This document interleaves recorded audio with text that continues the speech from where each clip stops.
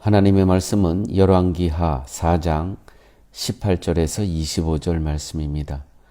그 아이가 자라매 하루는 추수꾼들에게 나가서 그의 아버지에게 이르렀더니 그의 아버지에게 이르되 내 머리야 내 머리야 하는지라. 그의 아버지가 사환에게 말하여 그의 어머니에게로 데려가라 하며 곧 어머니에게로 데려갔더니 낮까지 어머니의 무릎에 앉아 있다가 죽은지라. 그의 어머니가 올라가서 아들을 하나님의 사람의 침상 위에 두고 문을 닫고 나와 그 남편을 불러 아뢰되 청하건대 사원 한 명과 나귀 한 마리를 내게로 보내소서. 내가 하나님의 사람에게 달려갔다가 돌아오리이다 하니 그 남편이 이르되 초하루도 아니요 안식일도 아니거늘 그대가 오늘 어찌하여 그에게 나아가고자 하느냐 하는지라. 여인이 이르되 평안을 비나이다 하니라. 이에 나귀의 안장을 지우고 자기 사원에게 이르되 몰고 가라. 내가 말하지 아니하거든 나를 위하여 달려가기를 멈추지 말라 하고 드디어 갈멜산으로 가서 하나님의 사람에게로 나아가니라. 하나님의 사람이 멀리서 그를 보고 자기 사원 게하시에게 이르되 저기 수넴 여인이 있도다. 아멘. 하나님의 은혜는 인간의 불가능을 넘어섭니다. 수넴 여인은 엘리사의 약속을 처음에는 받아들이지 못합니다. 자신이 늙었고 소망이 끊어졌다고 여겼기 때문이었죠. 그러나 하나님은 인간의 상황과 조건을 초월하여 생명을 주시는 분입니다. 그래서 수넴 여인에게 남편도 늙었고 아이도 없는 이 여인에게 하나님에게 헌신하는 그 모습, 하나님의 사람 엘리사를 섬기는 그 모습을 통해서 하나님께서는 그 헌신을 기억하시고 아들을 주십니다. 이 가정에. 교회 여러분, 우리의 신앙은 현실의 한계보다 하나님의 능력에 뿌리를 내릴 때에만 굳건해진다는 것 늘 기억하시기 바랍니다. 이 수넴 여인의 현실은 남편이 늙었고 아들이 없는 상태였습니다. 이것이 현실의 한계였다는 것이죠. 그러나 하나님의 능력은 그 한계를, 현실의 한계를 넘어선다는 것 늘 기억하시기 바랍니다. 오늘 말씀 가운데 하나님께서는 아들을 선물로 주십니다. 그러므로 교회 여러분, 하나님의 선물은 소유가 아니라 맡기심이라는 것입니다. 여인이 받은 아들은 내 것이 아니라 하나님의 주신 선물이라는 것입니다. 그러나 그녀는 사랑과 애착 속에서 아들을 자기 삶의 중심으로 붙잡게 되었고 하나님은 그 중심을 흔드심으로 다시 하나님께 시선을 고정하게 하셨다는 것이죠. 신자는 하나님의 선물을 소유하려 하지 말고 맡기심으로 받아들여야 된다는 것입니다. 하나님께서 아들을 선물로 주셨습니다. 또한 때로는 물질을 선물로 주십니다. 또 때로는 하나님께서 세상의 지위도 선물로 주십니다. 하나님께서 때로는 건강을 선물로 주십니다. 이 모든 것을 소유하면 안 됩니다. 내 것이 아니라는 것이죠.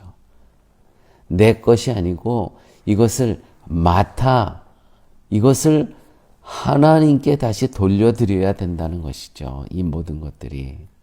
그러므로 사랑하는 교회 여러분, 오늘 수넴 여인이 하나님께서 주신 선물, 그는 생명이었습니다. 아들이었습니다. 근데 그것을 애착을 갖고 내 삶의 중심에 놓게 될 때 하나님께서는요, 그 중심을 흔들어 버리신다는 것이죠. 이유는 다시 하나님께 그 시선을 고정하기 위해서 하나님께서 주신 선물을 흔들어 놓을 때가 있다는 것입니다. 오늘 사랑하는 교회 여러분, 하나님의 주신 선물을 나의 소유로 여기는 거 계십니까?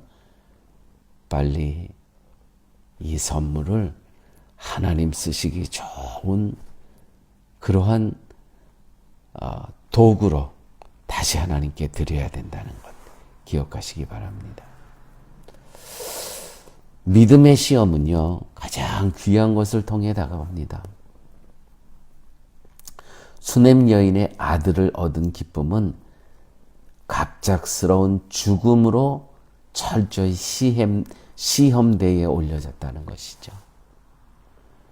신앙의 진가는 평안할 때가 아니라 상실과 고통 속에서 드러납니다. 하나님은 우리의 믿음을 선물의 유무가 아니라 하나님 자신께 붙드는가, 하나님을 붙들고 있는가로 시험하고 계신다는 것이죠.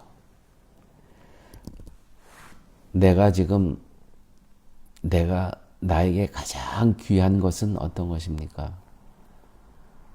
그것이 생명일 수 있고요. 그것이 재물일 수 있고요. 그것이 세상의 지위일 수 있고요. 그것이 건강일 수 있습니다. 그것이 나의 지성일 수 있고요. 그것이 가문일 수 있다는 것이죠. 그런데 교회 여러분 기억하십시오. 그 가장 귀하게 여기는 것을 하나님께서는 시험 때에 올려놓으신다는 것입니다. 지금 아들이 죽었다는 것이죠. 아들이 죽었습니다. 이 시험이라는 거 기억하시기 바랍니다. 또 오늘 말씀 가운데 우리가 기억해야 될 것은 믿음은 포기하지 않고, 자, 아들이 죽었습니다. 장사 지내는 것이 아니고 하나님께 달려간다는 것이죠.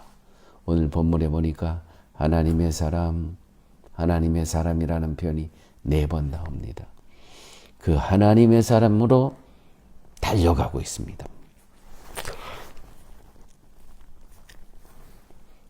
이 수냄 여인은 아들의 죽음을 사람들에게 알리지 않습니다. 사람의 도움은 헛되다는 것을 알기 때문입니다. 곧장 하나님의 사람, 즉 하나님의 말씀을 의지하여 엘리사로 달려갑니다. 이는 참 믿음의 본질을 보여주는 대목입니다. 믿음은요, 상황에 절망하지 않고, 아들이 죽었습니다. 거기에 절망하지 않고 오직 하나님의 사람 엘리사에게 달려갑니다. 이것이 믿음입니다. 오늘 혹시 절망 가운데 있습니까? 상황이 다 끝난 것 같이 여겨지는 부분이 있습니까? 하나님께로 달려가십시오. 교회로 나와서 하나님 앞에 무릎 꿇으십시오. 하나님께 부르짖으십시오. 여기에 하나님께서 뒷짐지고 계셨던 손을 풀어 하나님의 능력의 손이 움직이기 시작하는 시간이 된다는 것입니다. 기도하십니다. 아버지 하나님, 수냄 여인의 이야기는 단순히 죽은 아이가 살아난 기적담이 아니라 하나님의 은혜가 인간의 불가능을 넘어서며 믿음은 가장 큰 상실 속에서도 오직 하나님께 붙드는, 하나님을 붙드는 것임을 가르쳐 주심을 아버지 하나님 감사합니다.